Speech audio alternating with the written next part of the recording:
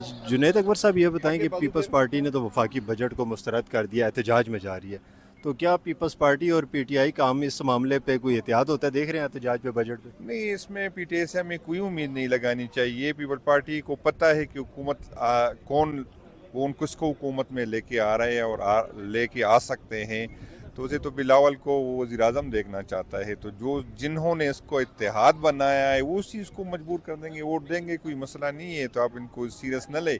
वो असल में अपना कीमत बढ़ा रहा है, अपनी रेट बढ़ा रहा है और अपने फ़ायदे वो कोशिश कर रहे हैं कि ज़्यादा से ज़्यादा फ़ायदे इसी उसकी बजट में। तो उसका उसका सीज़न लगता है तो अपना कीमत बढ़ा रहे हैं, इससे आगे कुछ नहीं है। तो पीटीआई ने क्या हिकमत अमली बनाई है बजट के हवाले नहीं, पीटीआई तो हम तो बजट को रोक तो नहीं सकते। हमारे पास जितने अवेलेबल फोरम है वो इस्तेमाल करेंगे, दुनिया पाकिस्तानियों को बताएंगे कि यार इसमें आपके साथ क्या हो रहा है। इस असम्बली के फ्लोर पे बात करेंगे और भी जितने अवेलेबल फोरम है हमारे पास उसको इस्तेमाल करके हम पाकिस्तानियों को बता देंगे कि इस बजट में ये अवामी बजट नहीं है और अवाम के साथ इसमें जुल्म हुआ है और ये उन लोगों ने तैयार किया जिसका अवाम के साथ कोई वास्ता नहीं है। और इसमें हकीकत ये है कि ये हुकूमत अवाम लेके आई ही नहीं।